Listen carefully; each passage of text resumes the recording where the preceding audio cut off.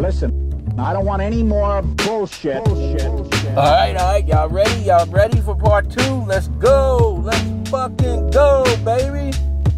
Yo, part 2 of where this is all going. What happened? Why Frank Reich was fired? Why Jeff Saturday was hired? What's going on with Chris Ballard? The whole enchilada. We're gonna jump into it because as crazy as it seems, it's not really crazy. It's crazy like a fox. It's unconventional. It's unprecedented. And what happens is when people do unprecedented, unconventional things like that, it throws people for a loop. Human beings like patterns. Human beings like things to go the way they've always gone. And when patterns are interrupted, human beings feel uncertain, and human beings don't like to feel uncertain. So that's why you see so many people all discombobulated about this shit. But I talked about that in part 1. And I told you in part 2, we're going to dive more into the actual infamous press conference itself and what was going on through all the body language and all the nonverbal communication that was happening. There was a whole lot of shit. Whole lot of story being told in that thing.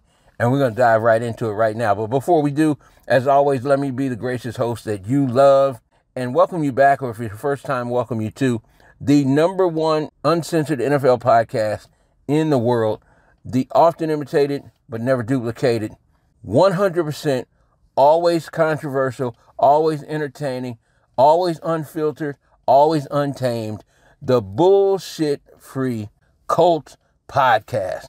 The only place on planet Earth, baby, where you can hear all things worth talking about when it comes to our beloved Indianapolis Colts. But here, my friend, here, son, here, kid, you're going to hear him with no coach speak, no PR, no spin, no political correctness, and most importantly and most indubitably, most enduringly, no fucking bullshit. I'm your host, Harkon Ajala, at your motherfucking service as always.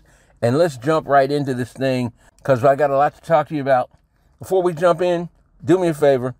If you like your Colts talk 100% bullshit free and you're enjoying how I'm putting it down right now, take your pimp ass finger, smash that like button. Make sure you share this with another cool motherfucker like yourself who bleeds blue and likes it raw. And be sure that you're subscribed, all right? With that out of the way, no further ado, let's get down to what we do. You know how we do it, baby. Let's chop it the fuck up. All right, now, let's talk about this infamous press conference. Because if you go back and watch this, you're going to see there's an unbelievable amount of subtext. Yeah, a lot of subtext. Whole lot of nonverbal communication and a lot of story being told. So let's start at the very beginning. First off, before they even come out, notice how the chairs are set up. So you have 3 chairs. There's a bigger chair in the middle, 2 smaller ones on the side. When they come out, Jim Irsay, of course, sits in the middle. He has Chris Ballard on his right, and he has Jeff Saturday on his left. Now, remember and notice, Jim Irsay starts and runs the entire press conference. He starts off explaining what happened, why he fired Frank, and he explains how he decided to hire Jeff Saturday. He says a few interesting things here that reveal to us that this was a Jim Irsay decision, not a Chris Ballard decision. And they may have talked about it, but clearly Jim's mind was made up. Because what Jim says is, after coming home, I thought about it, and he says that he talked with Chris Ballard, and they had a real long talk into the night. But he also said that he reached out to Jeff, talked with him, and he told Jeff, hey, talk to your wife, and so on and so forth, and then I'm going to talk to Chris about it, okay? When Jeff Saturday starts talking, he tells the same basic story, that he got the call from Mr. Irsay. Mr. Irsay offered him the position, and he said that Jim Irsay told him, okay, well, talk with your wife. I'm going to talk to Chris about it. Talk to Chris. He hadn't talked already? See, he's saying he and Chris talked that night. But the fact of the matter is, whenever that happened, they hadn't decided on anything. Chris hadn't agreed on anything or whatever. Chris hadn't agreed to bring in Jeff Saturday. But clearly, This is an Irsay move. He set himself up in the press conference in the middle with the bigger chair. He's conducting it. He started it. He decided when the questions were handed off. And then here's what's interesting. He went to Jeff Saturday to speak first, and then Chris. Now, that's not that big a thing, but within the context it is. Now, if you go back and you actually watch the press conference, watch Chris Ballard throughout the entire press conference. We're going to talk about Chris more, because I believe Chris Ballard has really revealed himself in terms of who he is. Now, Dan Dakich and I rarely agree on a lot of stuff, but unlike Dan, I give credit where credit is due. And Dan Dakich did, I think, pick up on a very key and important insight about Chris Ballard. He said Chris Ballard is a survivor. He figures out how to survive. I think he's dead right on that one. I'll tell you why I say that in a minute, but let's get back to this. Okay, so basically Jim, once he's done holding court, and that is what he did in this press conference, particularly at the beginning of it, he held court and he had his say. He said what he wanted to say, and he made it known that he was the one that was in charge, and he was the one that had essentially taken the reins to make this decision, even though he may not even been aware that he was saying that, because he wasn't saying it explicitly, but he was saying it implicitly with what he was saying and also the way he was saying it, his body language. Now, Jim's body language here is excited, it's open, it's confident. Then he hands off the mic to Jeff Saturday for Jeff Saturday to take questions. Jeff Saturday is impressive right away. You know, he's excited. He's an excellent communicator. You can see he's a leader. You can see why people would gravitate toward him as a leader. You also can see that he has that fiery, I'm not going to take your shit. I want shit to get done. I want to make it happen. I need you guys to come out here and fucking play. He has that quality, that oh so critical quality. That was really the key thing that Frank Reich was missing. That, hey, either you're going to do it or I'm going to find somebody that will do it. I'm either going to come in here and change the people or I'm going to change the people. Got me? It comes across very quickly that Jeff Saturday is magnetic. He's a person that can lead this team. I think you can see right away his energy would be more than welcome inside that Colts locker room. I mean, Frank Reich is fine at celebrating. He's a great celebrator with them. But he is trash at kicking ass. He's trash at holding them accountable. He's trash at saying, look, you got to get it done or I'm going to bench your ass and put somebody else in there who can do it. Or I'm going to cut your ass and get somebody else in here who can do it. That aspect must be present in a head coach. You know what a leader is defined as? The way you define a leader is someone who can get other people to do things they wouldn't normally do if the leader wasn't present, if the leader wasn't there. Think about that. So in other words, if all these players could just run out there and do whatever they needed to do at the level they needed to do it without any prompting, without any guidance, without any leadership, if that were the case, they wouldn't pay head coaches $9 fucking million a year, which I think is what Frank Reich was making. Like, they wouldn't pay these coaches all this fucking money. The coaches are necessary and they have to be leaders. And the head coach, above all, must be a leader of men. Period. Frank Reich's a guy everybody likes. Frank Reich's a good guy. Frank Reich's a guy I'm sure all the players would like to see good things happen to. But as far as being a leader of men, like, yo, we following this dude. He's our leader. It's never been there. He's our leader that we respect, that he can tell us, hey, you're fucking up. Get your shit together. The same thing that's in Matt Ryan. And that's the reason a lot of that locker room, from what I understand, was not happy at all when Matt Ryan was benched. You remember that little clip with Matt Ryan in Atlanta?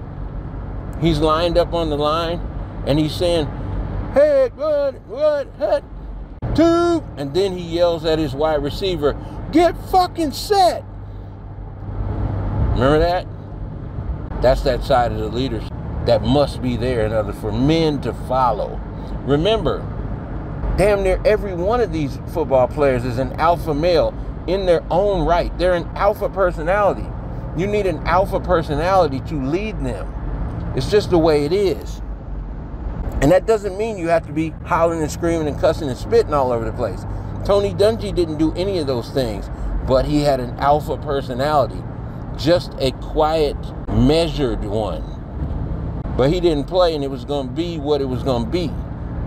His way or the highway. That's why Peyton Manning, one of the most alpha leaders there are. That's why Peyton Manning followed him. Peyton Manning followed Coach Dungy. And Dungy said, look, man, I love what you're doing with the football, but you got to stop turning it over, period. I'd rather you throw it away than turn it over. And Manning listened. So for people who are all bent out of shape, like this doesn't make sense, Jeff Saturday's not qualified, he doesn't have any experience in the college rank, the pro ranks. Well, first off, this is only for an 8-game audition as the interim head coach.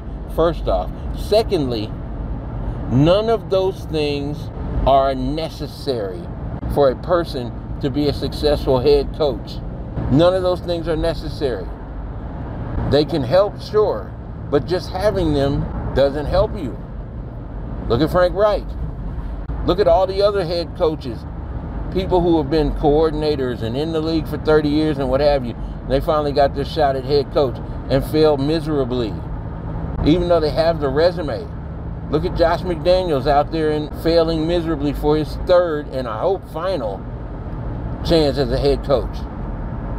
None of the shit that y'all are all bent out of shape about, he's not qualified, he doesn't know this, he doesn't have that.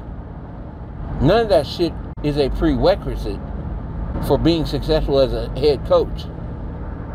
So it became clear when you hear Jeff Saturday talk, we obviously know he knows the game. It becomes clear he's a leader. So my question to you would be this, look, everything's in place. How can he do any worse than Frank Reich did? That's my question. People are like, oh, this is a shit show. How can it be any worse of a shit show than what Frank Reich had going? I mean, we just fucking watched the team go 0-14 on 3rd downs. We just watched the team barely get 3 points up. We just watched the team lose 26-3 to a New England team that the defense held to just 4 field goals on offense. The defense held them to 12 points. And the offense gave them, another 24 or 14 rather. I mean, look at the shit show that was already there under Frank Reich, who has all the credentials, all of the resume, all of the experience, all of the pedigree that y'all insist must be present in a person for them to be quote unquote qualified for the head coach position, just to be a fucking interim head coach. You must be joking. I submit to you that some of y'all could be an interim head coach and do just as well as probably any one of those guys inside that building. Not all of y'all, some of y'all. Okay? So that became clear just from listening to Jeff. Now, then somebody asked a question of Ballard. Now we get into Ballard. I told you I was going to talk about this. I believe Ballard has truly revealed himself, not just this year, but this started last year. This started last year when it really started to become clear who Chris Ballard really is. Go back and watch my podcast or listen to my podcast. It was at the end of last year called Chris Ballard is Trying to Bamboozle You and Use Carson Wentz to Do It. I talked about it there, a quality that Chris Ballard has. And it's a slick Machiavellian quality whereby he always does and says everything to make himself look good and to have blame slide off of him. And I'm not talking about that bullshit, fake, humble. That's on me. That's on me. Everybody says that, right? Everybody says that. Yeah, it's on me. It's on me. I need to do better, blah, blah, blah. They don't really mean that shit. They don't really mean that shit. You can tell that, right? By listening to Chris Ballard, his tone of voice, watching his body language. Chris Ballard is a real nice guy, no doubt. As a person, I hear he's a quality guy. But that motherfucker got a little ego. He got a little cockiness to him. He got a little arrogance to him. He likes to be the guy in the room.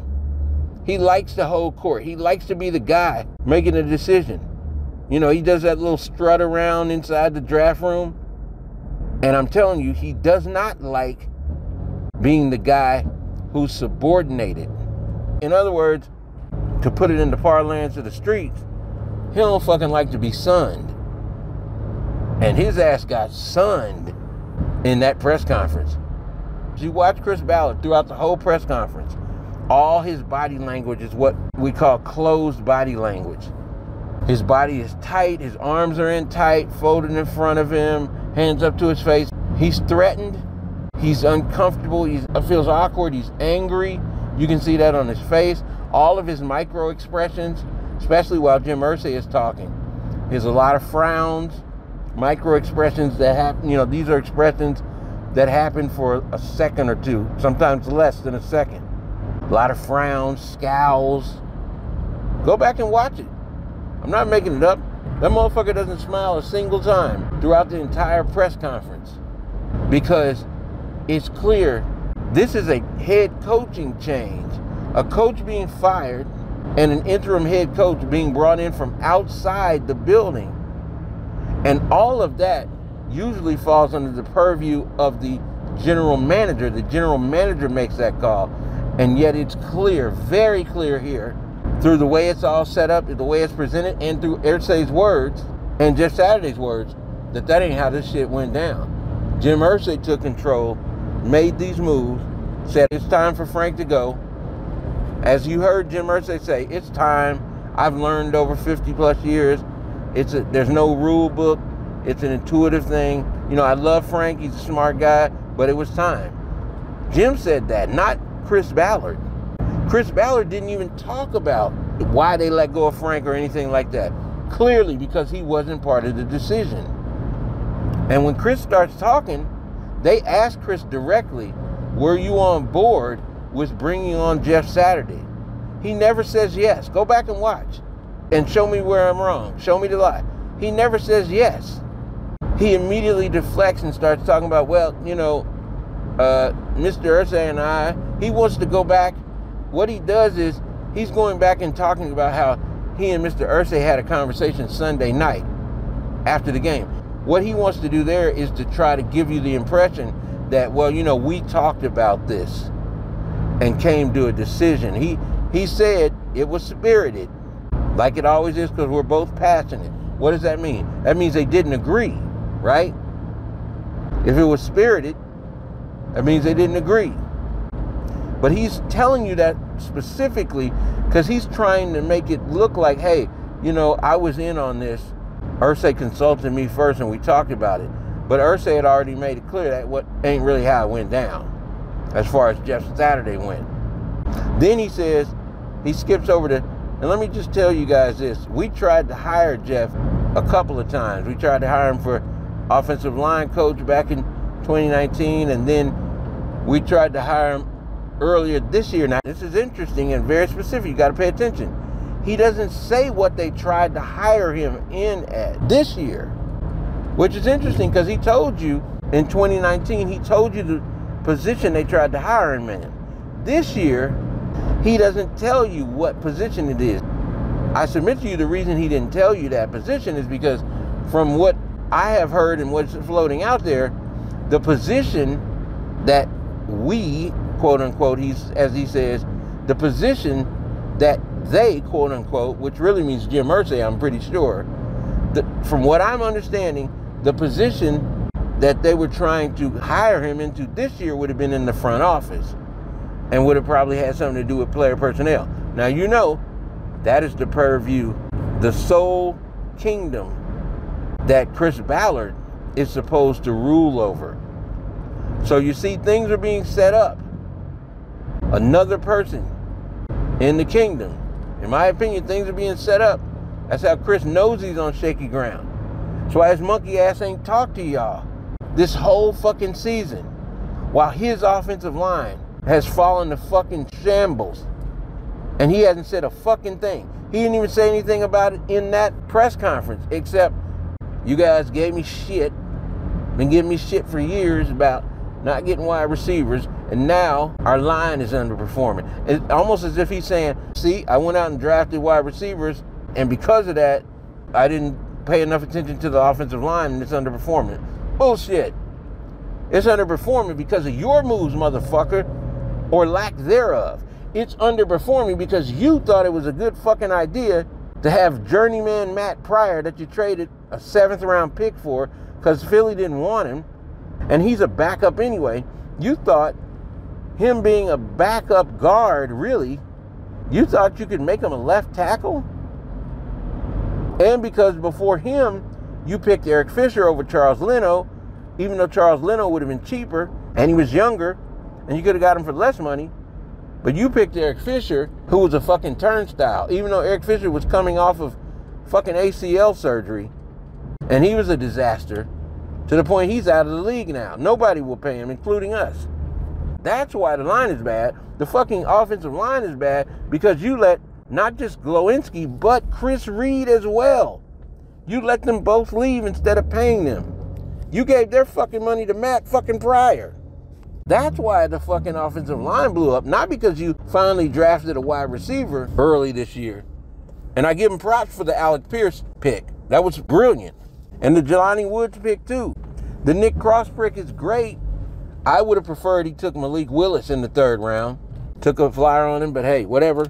But that's why the fucking offensive line is fucked up. But Chris, man, his body language, he is angry, he is snappy, and he never answers and says, yes, I was on board with wanting to hire Jeff Saturday. He never tells you what they quote unquote tried to hire him for this season. All he said was, it's pretty clear from just being around Jeff that, he has a leadership. But he never says, yes, I was in agreement. He never says explicitly, yeah, we made the decision to bring Jeff on. And it's very clear that's not how it happened. It's very clear not only was it not his decision, but that decision was made for him. Because even if he was just 50% of the decision, bullshit free gang, you know what would have been different about that fucking press conference?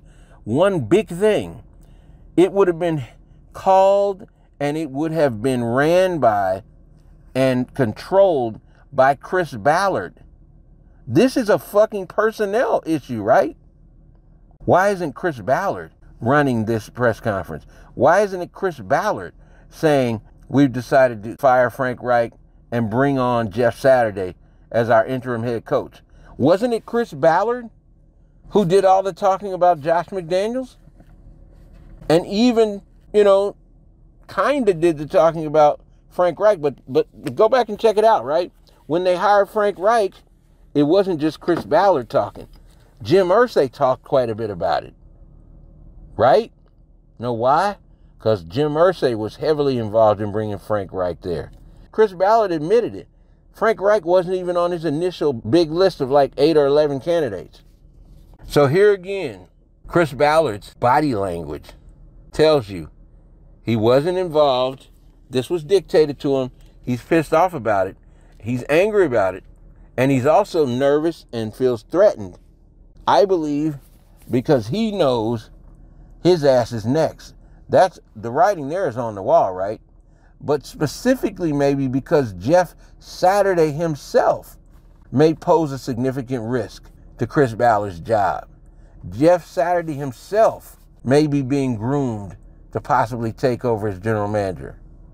Whatever the case, it was all, I remember that song, it's written all over your face. Your ass is getting fired. That's how it was with Chris Ballard's fucking face.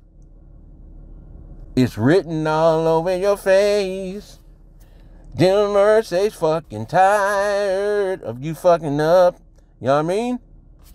Ballard's ass knows his ass is on the clock. And you know what? I'm not even mad about it because he's had 5 or 6 years to get this right. He has made some unbelievable picks. He's a savant, a genius drafter. His roster construction philosophy, though, is the problem. And his ego and stubbornness to not acknowledge that, hey, you know what? I've been trying to build it my way for 5-6 years. It's not getting the results we wanted. Maybe I need to adjust. But no, he's too fucking stubborn to do that. And like I said, he's kind of slick, kind of Machiavellian. I told you, I feel he's revealed himself because of last year. It started last year. Now, let me give you a caveat. I went back and I watched all 17 games last year. All right? Nobody rode for Carson Wentz, gave him the benefit of the doubt, cheered for him, okay? Thought he could make it happen, eventually be good, more than I did, okay? But I went back and I watched all 17 games. And let me tell you, Carson Wentz was the major problem last year. And it's all the reasons that all of us saw and his biggest detractors talked about. He's not good at reading the defense. He misses open receivers, like he's not processing it fast enough. He always wants the big play, so he passes up open receivers that he could check down to try to go for the big one. He's careless with the ball. He has a fucking rocket cannon arm, but he's not accurate throwing in the tight windows. He can't throw receivers open.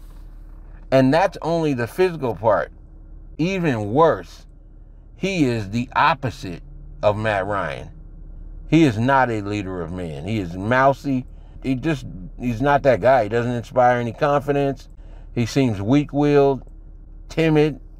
So, trust me, I get that he had to go. He was the major problem last year. However, Ballard used him and threw him under the bus, and even threw Frank under the bus, kind of, in order to try to shed responsibility, take responsibility, deflect responsibility off of himself for Carson Wentz coming here, when in fact, hey, I have no doubt Frank went to bat for him. Frank said it himself. He stuck his neck out for Carson. But the truth of the matter is, it was fucking Ballard that had to sign off on it. It's already been laid out there that Jim Irsay was lukewarm on it. Jim Irsay even made that known when they first asked him about Carson. Jim Irsay was lukewarm on it. They sold him on it. They did. Ballard agreed to give up a first and a third to bring Carson Wentz there. You can't put that on Frank Reich. Yes, it was conditional first, but you're bringing him in, you know he's probably going to hit that. So a 1 and a 3 you're giving up for Carson Wentz.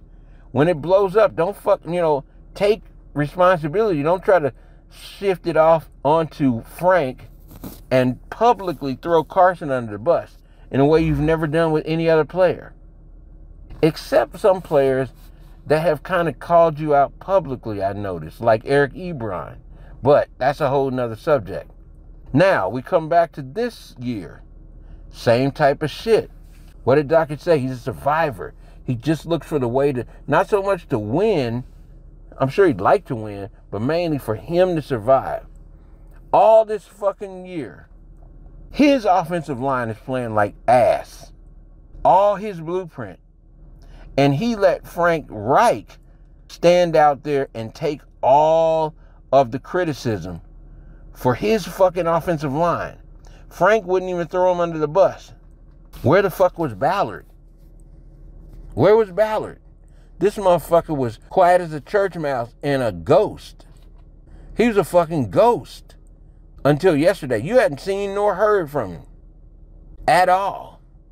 And my guess is he wouldn't even have been there yesterday if it's just he had to be there for appearances. He wanted to look like he was involved.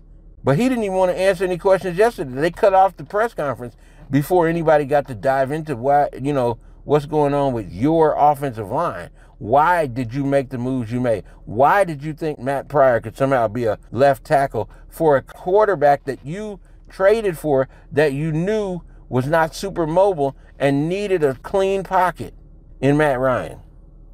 They bounced before anybody could ask them why. But what he did is he stood by in the shadows, hid, and let Frank Reich take all the criticism for everything going wrong this year. And then when they fired Frank, Ballard didn't even take a second, not a second, go look. He didn't even take a second to say, I appreciate what Frank did. Frank was great. Frank did this for us. Wish him the best. Frank, fuck you. Kiss my ass. Nothing. Ballard is, I mean, I've heard he's a great dude, personally. Again, he is a savant genius when it comes to drafting, finding players in the draft. But he's starting to give out some kind of fuckboy vibes since last season. And I don't think it makes much difference right now, because just like I told you guys earlier this season, and I'm standing by that, I told you, you're watching the beginning of the end of the Frank Reich, Chris Ballard era. 1 down right now, 2 to go. And I believe Ballard is absolutely gone at the end of the season. Maybe before the end, but I think definitely by the end of the season. If not then, maybe the end of next season. But yeah, I believe that they are working on that succession plan right now, and Chris knows it. So, y'all let me know. I'll talk more in the next podcast about what I think they should do going forward. I noticed that Jeff Saturday, when they asked him who would start at quarterback, he said Sam will be the quarterback. And then unprompted, he said Bernhard Raimann will be at left tackle. My guess is that's been dictated to him, because he wants to win. If he actually really wants to win and do well, this will be our canary in the coal mine, Bullshit Free Gang. If between Sunday, this Raiders game, and the next game or two, okay, if over the next couple weeks, if Jeff Saturday does not put Sam Ehlinger on the bench and go back to either Matt Ryan or at least Nick Foles, then we know they're not focused on winning. This is just tank protocol. Peak tank protocol. 2022, baby. Which I'm fine with. That's what they should be doing. But if they've dictated to him that you got to play with Sam Ehlinger for the rest of the season, this is fucking Tank City, baby. This is tanks for the memories, my homie. Y'all tell me in the comments, am I onto it? Am I nailing it? Am I way off? I'm curious to know y'all's thoughts. Whatever the case, I told you guys, I love the Jeff Saturday hire, and I told you the reasons why. I think you bring a fresh voice in with some fire and some high-ass standards, and who's not scared to get in a motherfucker's face, who will show some fucking emotion on the sideline, who will get in players' asses when they're not playing, particularly that offensive line, who will fire these motherfuckers up, light a fire under them. If they're trash and they can't do it, so be it. But don't keep telling them their fucking shit is Shinola. You feel me?